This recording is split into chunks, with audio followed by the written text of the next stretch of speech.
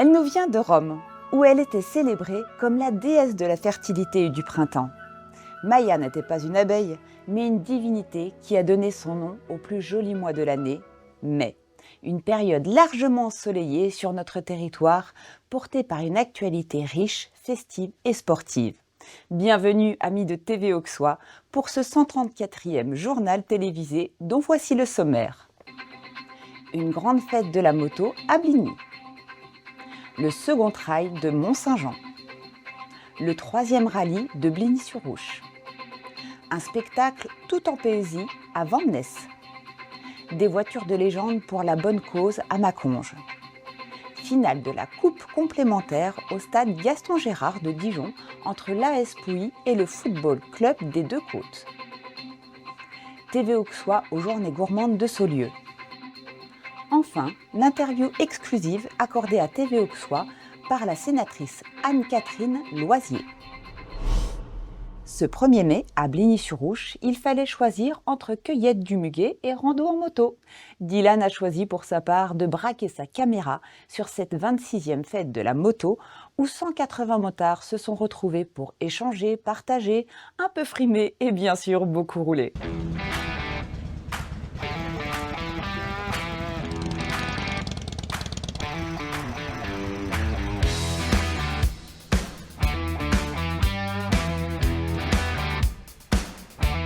Ce 1er mai, Bligny-sur-Ouche a vibré au rythme des moteurs pour sa 26e édition de la Fête de la Moto.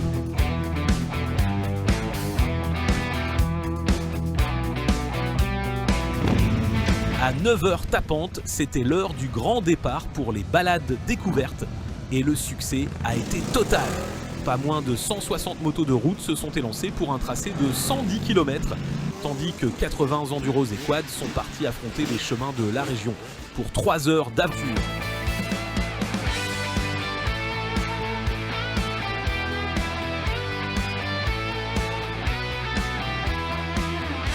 Après l'effort, le rassemblement. À 12h30, toutes les machines se sont réunies pour une parade spectaculaire dans les rues du village, sous les yeux d'un public venu en nombre pour profiter de cet événement.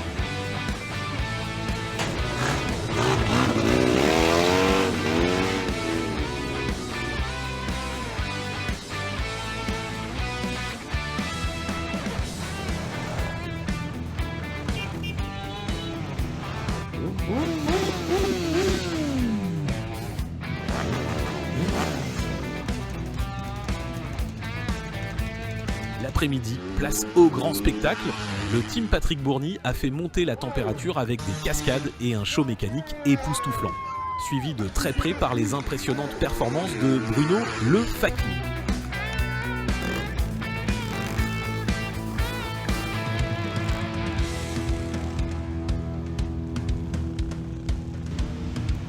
Une édition réussie qui marque déjà les esprits. On a hâte de vous retrouver l'année prochaine pour la 27e édition.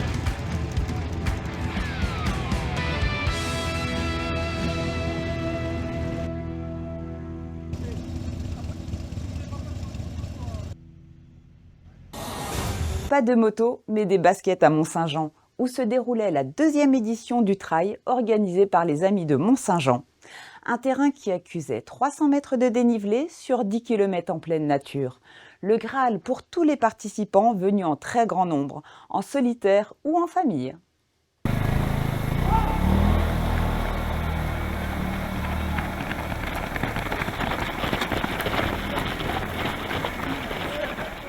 C'est l'association des amis qui l'organise.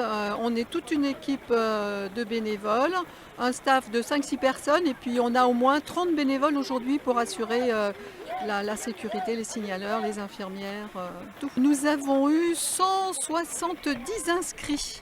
C'est à peu près la même chose que l'année dernière. J'en profite pour remercier tous nos sponsors. Nous avons eu des lots magnifiques. Donc merci à tous. Allez Victor. Allez Charles. Eh Manon. Allez, allez. Salut.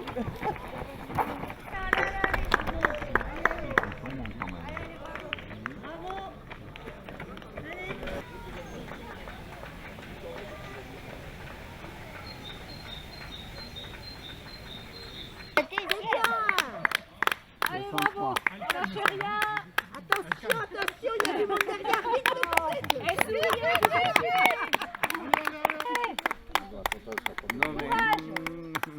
¿Se la tiene là?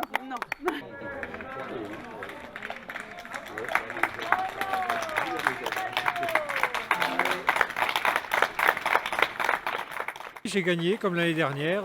Ça a été un peu plus accroché cette année, mais j'ai gagné quand même.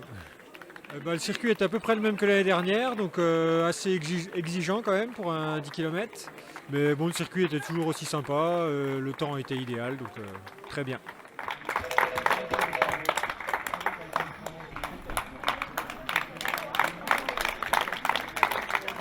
Franchement, un beau parcours, belle surprise. Quand on n'est pas trop entraîné, les bosses grattent un peu, surtout à la fin. Mais franchement, c'était vraiment chouette. Très belle organisation, un beau parcours, très bonne ambiance. Et franchement, c'était super sympa à refaire.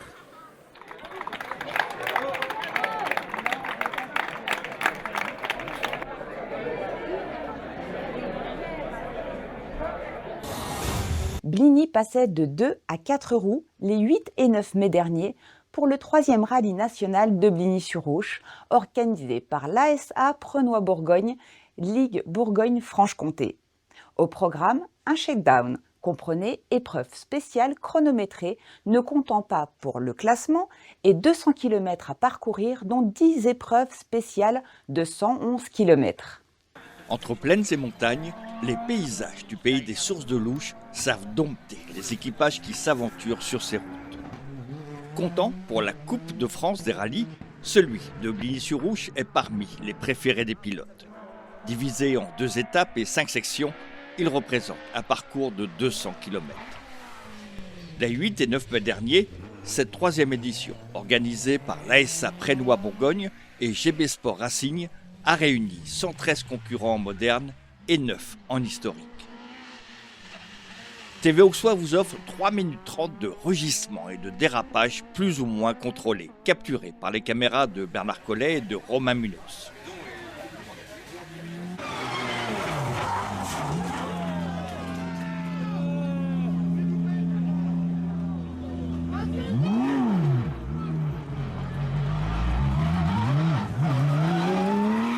Les épreuves spéciales se déroulaient entre Colombier et Pin Blanc pour la gouache et Pasquier-Auxan pour la Nino, toutes deux sur un parcours avoisinant les 11 km.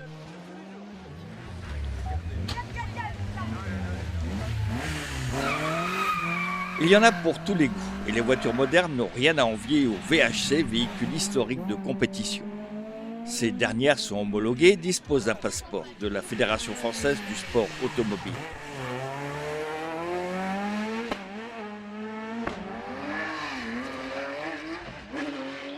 Un joli plateau pour cette édition 2026.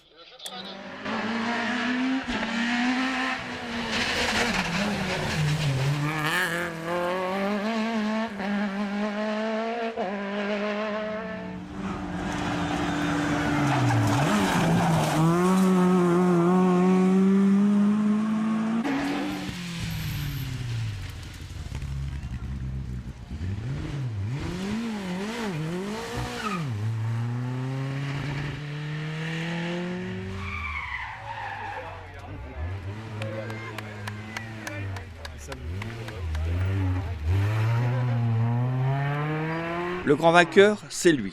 Au volant de sa Toyota Yaris GR, le Mâconnais Maxime Gibaud s'est joué des routes difficiles qui a valu quelques abandons pour remporter avec son équipier Laurent Lecky le rallye de Bligny. L'équipage signe ainsi leur première victoire au scratch, comprenez le meilleur temps sur épreuve spéciale, toutes catégories confondues. Allez, les voitures sont rangées, les trophées distribués. Cette 3e édition du rallye de Bligny aura ravi le public tout autant que les pilotes. Donc bon, on viendra peut-être pour essayer une prochaine fois. Donc on a évolué tout le temps de la journée et puis on voit que là on peut encore peaufiner, encore aller plus vite. Donc c'est de bonne augure pour le rallye des 20 Mâconnais.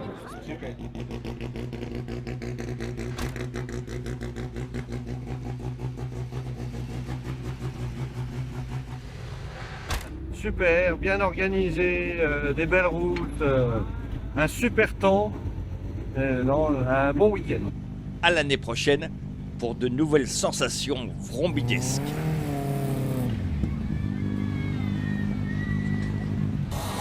Petits et grands, mais surtout petits, étaient enchantés avant de naître pour le spectacle Dans ma coquille. Pensé et interprété par la compagnie Mani, Patrick ne pouvait rester insensible au charme de ce joli spectacle et vous en offrir des brides teintées de poésie. C'est en nombre que le jeune, voire très jeune public, a répondu à l'invitation de la compagnie Mani pour assister à la représentation du spectacle Dans ma coquille.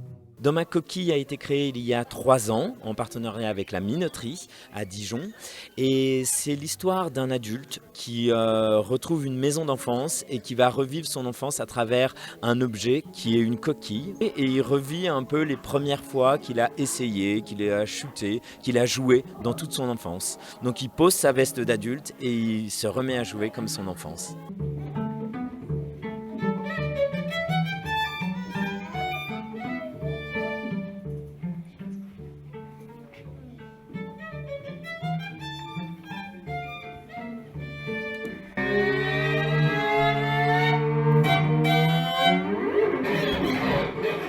La compagnie Mani est une compagnie qui existe depuis une 15e d'année, qui est basée à Dijon.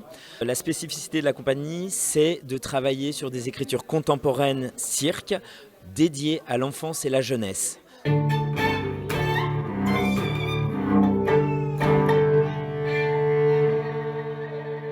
Nous sommes en résidence de territoire avec la Minoterie à Dijon sur la création d'un spectacle qui s'appelle Mon Ami, qui sera un spectacle de 6-12 ans qui nous parle du thème de l'amitié entre enfants au jour des appareils connectés et des réseaux sociaux. Qu'est-ce qu'il en reste aujourd'hui de l'amitié? Et on voit son importance en effet actuelle. Pour cette résidence de territoire, nous avons eu donc l'aide de la DRAC et de la Minoterie. Et pour ce spectacle, nous avons aussi la participation de la communauté de copines.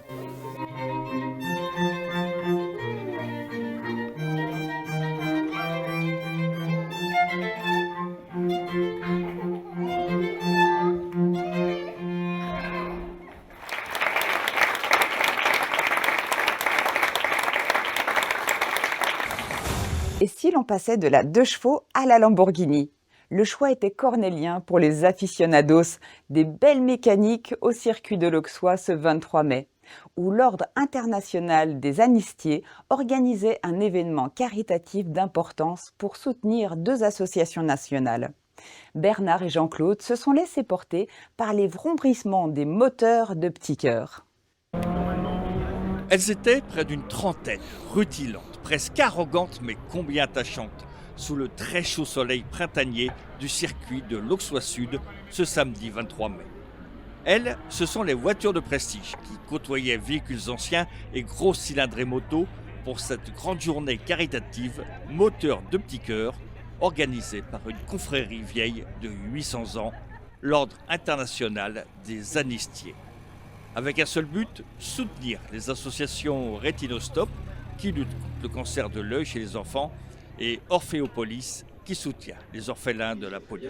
Ce qu'on veut, c'est un accompagnement humain et un suivi des familles. Cette journée caritative, elle est née déjà d'un partenariat avec l'association de la police nationale qui proposait déjà des choses sur Dijon. Et nous étant déjà donateurs en tant qu'anistiers, on s'est dit pourquoi pas, avec le réseau qu'on a au niveau du circuit, des élus, proposer quelque chose de caritatif. Les fonds récoltés aujourd'hui seront remis aux 2 associations à l'automne prochain à Dijon. L'Ordre international des anistiers représente 2600 personnes au monde. Donc on en a en Espagne, en Italie, en Allemagne, en Belgique, au Luxembourg, en Bulgarie, dans les îles aussi, Réunion, Tahiti. Le but, c'est de créer des événements comme on est en train de créer aujourd'hui, donc dans un but caritatif, afin de redistribuer toutes les recettes que nous aurons aujourd'hui. Alors, principalement à 2 associations aujourd'hui, c'est Rétinostop et ensuite pour Orphéopolis qui vient en aide aux enfants dont les parents ont été tués en service commandé, les policiers. L'année dernière, on a remis 325 000 € en dons. Et depuis 2010, on a remis 4 millions. Il y a 2 sortes de projets, on appelle ça les affaires sociales et les affaires culturelles. La fête était totale au circuit de l'Auxois Sud, avec des démonstrations inattendues comme la présentation de la BRI, Brigade de recherche et d'intervention, l'unité d'élite de la police nationale. Mais le point fort était la possibilité donnée à tous d'effectuer un tour de circuit dans une voiture de légende. Aujourd'hui, on a 30 pilotes qui sont confirmés et qui ont des bolides très sympas, alors Porsche, Ferrari, Lamborghini, et puis on a tous les pilotes moto. À travers tout ce monde mécanique, c'est beaucoup de générosité.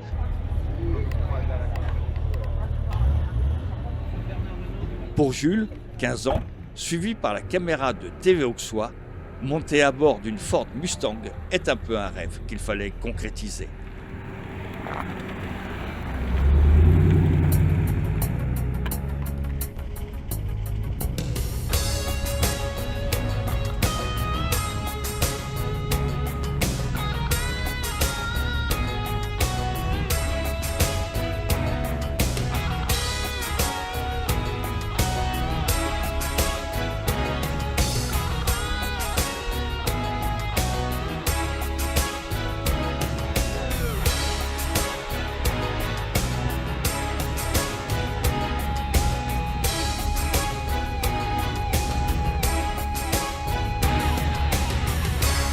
Une journée qui a tenu ses promesses en termes de fréquentation et déjà nous vous donnons rendez-vous au Mercure de Dijon le 24 octobre pour la remise des dons aux deux associations. Pour nous, cette journée nous aura apporté en plus une certitude, notre caméra n'est pas hantée. La caméra est lancée. Fais voir. Non, je détecte rien, moi. Ça va? Non, ça va. Ah, j'ai eu peur. Non, non, ça ne me prend pas, il a trop de breloque. Merci. Il faut au moins ça. Ils l'ont fait. Ce samedi 30 mai, les supporters de l'AS Pouilly se sont laissés gagner par l'ivresse de la victoire de leur équipe au stade Gaston Gérard de Dijon. Face au FC des Deux-Côtes, qui n'a aucunement démérité, Pouilly l'a emporté 5-2 dans une rencontre très ouverte. TV Auxois avait déployé ses caméras pour suivre le match, que vous pourrez découvrir dans son intégralité ultérieurement sur notre site YouTube. Pour l'heure, le résumé de la rencontre. Il y a des matchs qui marquent durablement les joueurs comme les supporters. Et ces derniers sont venus nombreux ce 30 mai pour encourager leur équipe polienne face au FC des Deux-Côtes. D'emblée, le spectacle était au rendez-vous dans la cathédrale du sport dijonnaise pour la finale de la coupe complémentaire Crédit Agricole.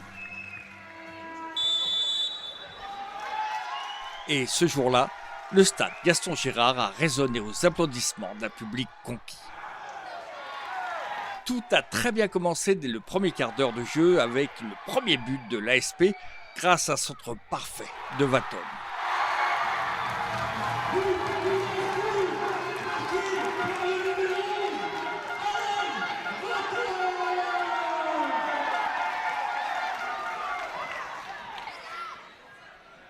Mais c'était sans compter sur la ressource des joueurs du FC2C qui réagissent très vite en égalisant à la 13e minute sur une frappe de Hourvois.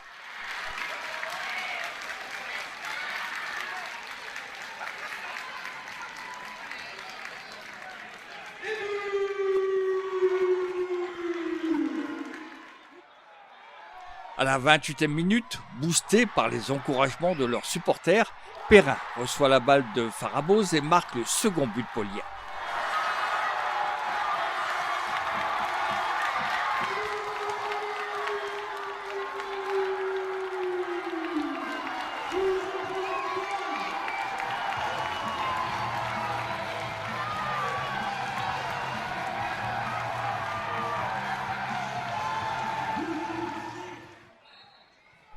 Nouvel élan des joueurs du FC2C qui, dans la foulée d'un magnifique parcours en Coupe de France, ne veulent pas se laisser dominer.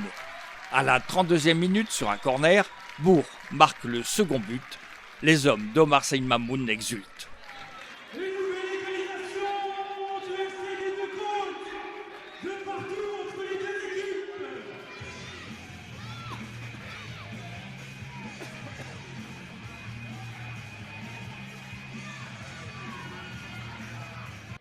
Bien décidés à prendre l'avantage, les joueurs de Rozborski passent à la vitesse supérieure et marquent leur 3e but à la 32e minute grâce à la tête de Lechno qui apporte la délivrance à l'ASP juste avant la mi-temps.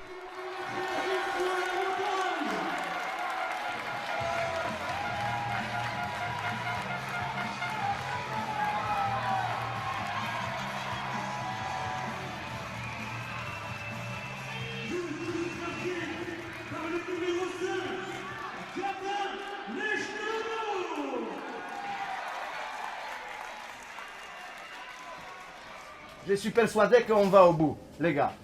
Et à chaque fois qu'on récupère la balle, on a des opportunités pour marquer un but. Dommage qu'on n'a pas marqué 3e, 4e, 5e, parce que c'était le match, il était fini. Hein? La deuxième période laisse les hommes du FC2C abattus face au rouleau compresseur de l'ASP et un Perrin qui apporte le 4e but de la rencontre.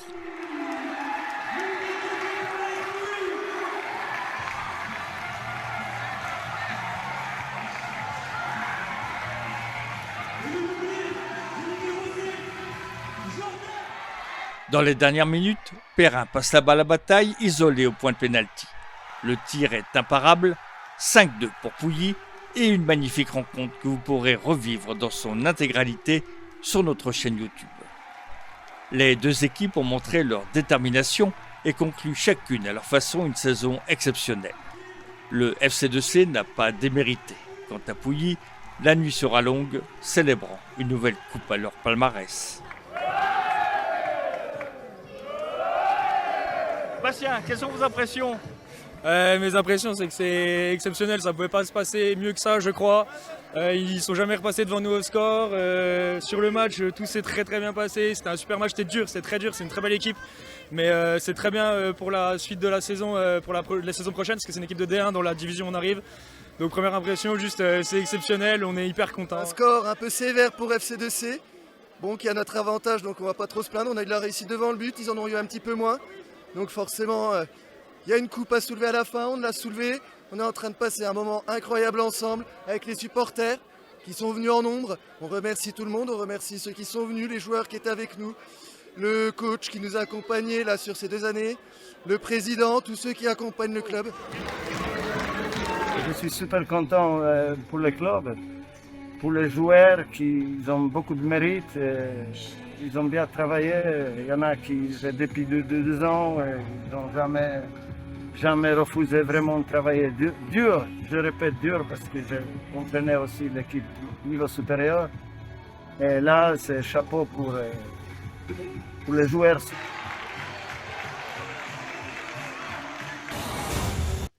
TV Auxois a été choisi pour la 2e année consécutive afin d'assurer la couverture des journées gourmandes de Saulieu. 4 jours denses de tournage multi-caméra entre captation de concours culinaires, démonstrations, plateaux officiels et reportages. Pour la 2e année consécutive, le comité d'organisation des Journées gourmandes de Saulieu nous a choisis pour assurer la diffusion en continu des plateaux de cette 35e édition. Les Journées gourmandes sont maintenant les appellations d'origine contrôlée dans les événements qui se passent en Côte d'Or. Une année marquée par un record d'entrée avec plus de 9000 visiteurs. TV Auxois, TV Auxois. Bonjour. Comment on fait pour regarder TV Auxois? Eh bien, il faut aller sur YouTube, taper TV Auxois, TV O-X-O-I-S, et vous aurez plaisir de voir chaque mois un journal de 30 minutes. Plus d'une centaine d'exposants se partageaient les 6000 m² de la halle Jean-Bertin. Pour nous, cela représentait en termes de pré-production une journée de repérage, une journée d'installation et 4 jours denses de captation, nécessitant l'installation d'une régie image et son, Ok, on est sur le 3, la 3, il faut bien faire tout le temps. 2 caméras de plateau, une caméra portée à chef. Diffusées sur grand écran et enregistrées, les captations se focalisaient aux démonstrations culinaires et concours de cuisine, aux reportages et à des interviews. Moi, je souhaite que le gouvernement réfléchisse à alléger un peu les contraintes de tout ce type d'organisation. On a des bénévoles et il ne faudrait pas les décourager. Moi, je voulais avoir une pensée, évidemment, on parle beaucoup des bénévoles, des gens sans qui rien ne se ferait. Au total, près de 30 heures d'enregistrement multicaméra. Aux commandes, l'équipe de TV Auxois, renforcée par des futurs stagiaires de 4e, venus s'initier avec assiduité à la prise de vidéo. Et j'ai beaucoup aimé cette idée parce que j'aime beaucoup tout ce qui est audiovisuel et tout ce qui tourne autour de l'audiovisuel. Donc je me suis dit que ça devait être l'événement parfait pour moi. Être derrière la caméra, ça te plaît? Oui, je ressens une espèce d'adrénaline. Je suis très investie, les personnes sont très cool avec moi et j'adore ce stage. C'est pas compliqué d'utiliser une caméra, mais au départ, faut bien écouter, après, c'est facile. Le plus dur, c'est d'écouter le réalisateur, c'est ça? Ah, s'il explique bien, ça va, mais s'il explique mal, après, c'est compliqué.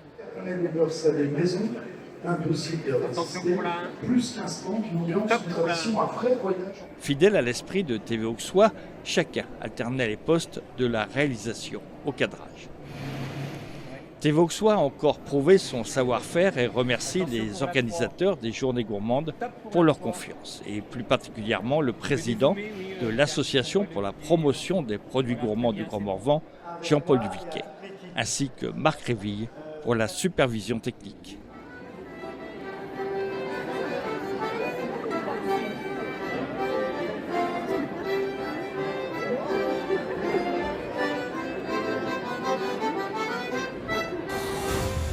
Le 21 mai dernier, le Sénat a présenté le rapport de la commission d'enquête sur les marges des industriels et de la grande distribution.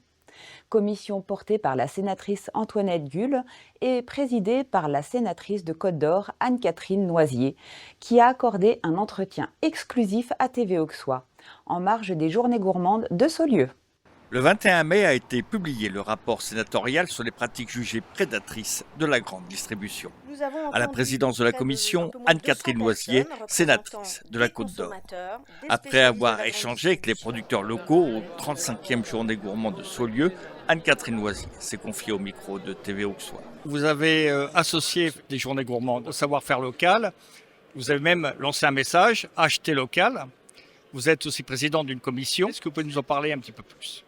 Oui, alors effectivement, au Sénat, nous travaillons aujourd'hui dans le cadre d'une commission d'enquête, donc on m'a confié la présidence, sur les marges en fait des industriels et des distributeurs dans l'agroalimentaire. Pourquoi ? Parce qu'on se rend compte qu'aujourd'hui, nos agriculteurs ont de plus en plus de mal à vivre de leur activité et il y a aussi un énorme enjeu de souveraineté alimentaire. Donc on a un pays qui a toujours été présenté comme le grenier à blé de l'Europe et malheureusement on a des agriculteurs et des producteurs qui n'arrivent plus à vivre de leur activité et on a des problèmes de souveraineté alimentaire. On est obligé d'aller acheter des produits à l'étranger. On importe de plus en plus de produits agroalimentaires en France. Donc il y a vraiment un paradoxe.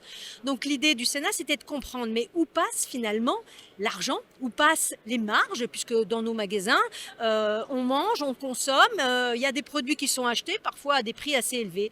Donc on a mené cette enquête, et là on se rend compte, bien sûr, qu'il y a un sujet de marge par l'aval de la filière. C'était tout le sujet, vous vous souvenez, des lois dites Egalim, il y a quelques années, c'était de faire la marche en avant, c'est de faire en sorte qu'on assure la rémunération du producteur, et que finalement les prix à l'aval dans la grande distribution, ils se calent sur la rémunération. Aujourd'hui, on a un besoin de transparence de la marge.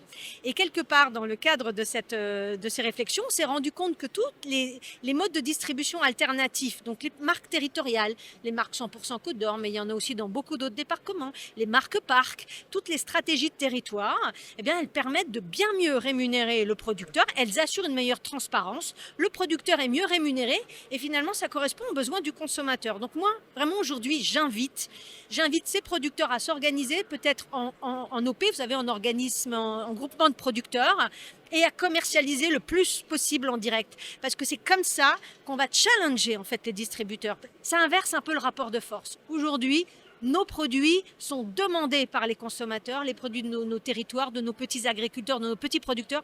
Il faut en faire un levier et une force pour dire aux distributeurs, maintenant vous allez mieux les rémunérer. Alors effectivement, on a parlé de distributeurs, c'est un des problèmes majeurs, c'est pas le seul. Il y a aussi, effectivement, on avait parlé de la concurrence internationale.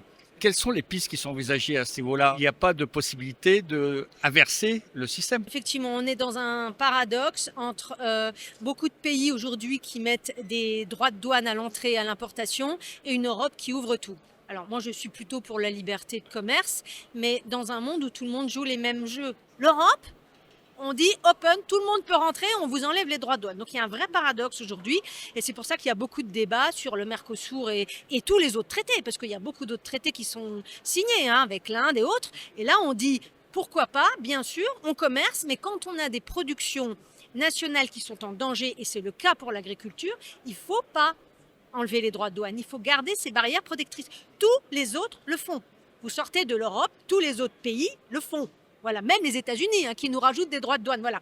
Donc il y a un moment, il faut arrêter de croire que ce modèle de la libre concurrence systématique, il peut être tenu sur des produits comme les produits agricoles. Donc là, je suis d'accord avec vous. Et puis après, il y a aussi des pratiques qui sont aujourd'hui préoccupantes. C'est celle d'un certain nombre de distributeurs qui s'organisent en centrales d'achat européenne. C'est-à-dire qu'un produit qui est fait en France, qui va être commercialisé en France, il est négocié au Luxembourg, en Suisse, dans des pays quand même où on se doute des raisons qui ont motivé la localisation, vous voyez, fiscale. Voilà. Amora passe sous tutelle américaine. Qu'est-ce que vous en pensez? Il y a beaucoup de domaines où on n'a pas su garder, entre guillemets, nos pépites. Voilà. Et ça revient, je pense, au sujet de l'industrialisation et de la désindustrialisation plutôt de la France. C'est-à-dire qu'on avait des industriels qui n'avaient pas suffisamment de capitaux pour réinvestir, racheter des marques et développer. Je pense que c'est ça le vrai sujet derrière. Et qu'on a vu beaucoup d'Américains, mais pas que, des Chinois, acheter des fleurons français parce qu'on n'a pas les capacités de les acheter nous, de les racheter nous en interne. Donc ça pose un grand sujet. Par contre, pendant longtemps, on nous a fait le procès que les graines de moutarde n'étaient plus françaises. On a repris un peu la main, ou plutôt les agriculteurs côte-d'Orient ont repris la main, puisqu'aujourd'hui, pratiquement 50% de l'approvisionnement d'Unilever pour Amora, ce sont des graines côte-d'Oriennes et françaises. Voilà. On va éviter de les importer du Canada, en l'occurrence, ce serait mieux.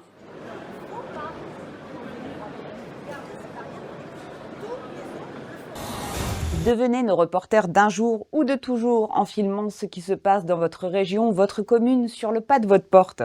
Envoyez-nous vos images tournées au format panoramique à l'adresse qui s'affiche sur l'écran, via WeTransfer, Gros Fichier ou tout autre serveur. Et si vous désirez rejoindre notre équipe, que vous soyez amateur ou professionnel de l'image, quel que soit votre âge, notre studio vous est grand ouvert.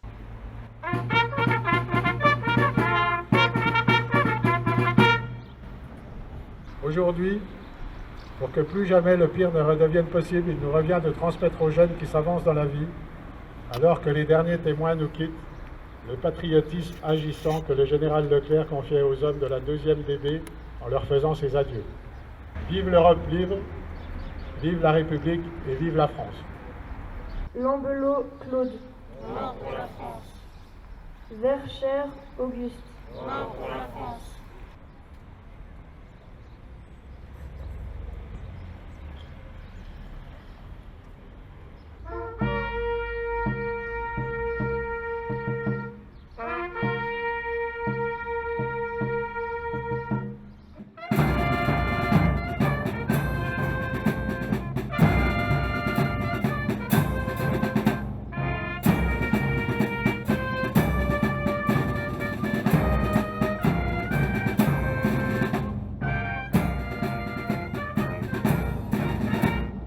Le jour de la victoire est arrivé. À Berlin, j'ai la fierté de signer au nom de la France, en votre nom, l'acte solennel de la capitulation de l'Allemagne. Il y a 81 ans, dans la nuit du 6 au 7 mai, à Reims, était signée la capitulation sans condition de l'Allemagne. Le 8 mai 1945, enfin, après des années d'épreuves, d'horreurs et de combats, l'Europe était libérée de l'emprise totalitaire et des génocidaires nazis. Garde à vous.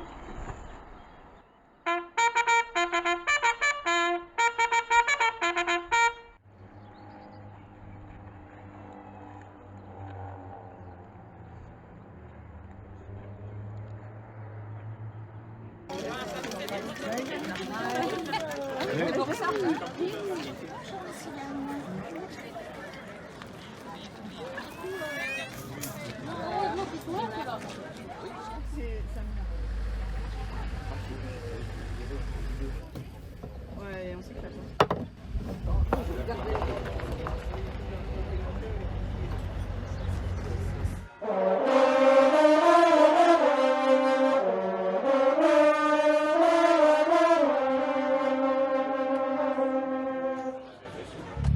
T'es prêt? Allez. Et quand il pleut, les nuages sont gris et mes arroseurs sont gris. Ça tombe bien. Donc regardez bien la vitesse à laquelle l'eau va en bas.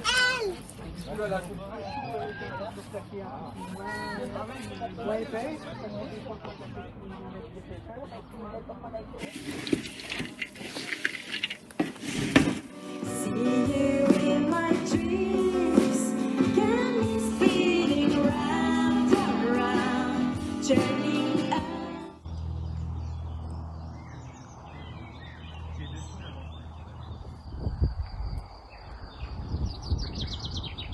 y a presque 18 km en fait de ruisseaux qui viennent s'écouler dans le réservoir, donc qui a été créé artificiellement en 1834 à 1836.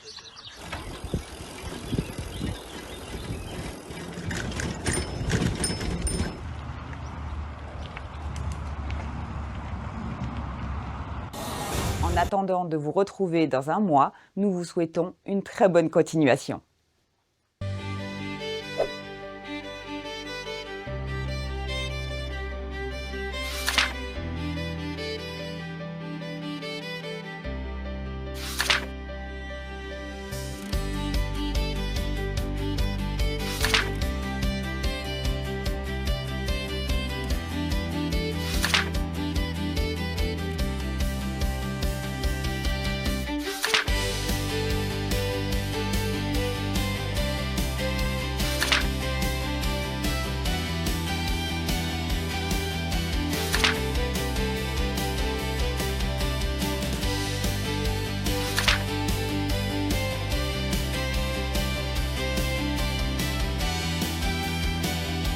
Bye.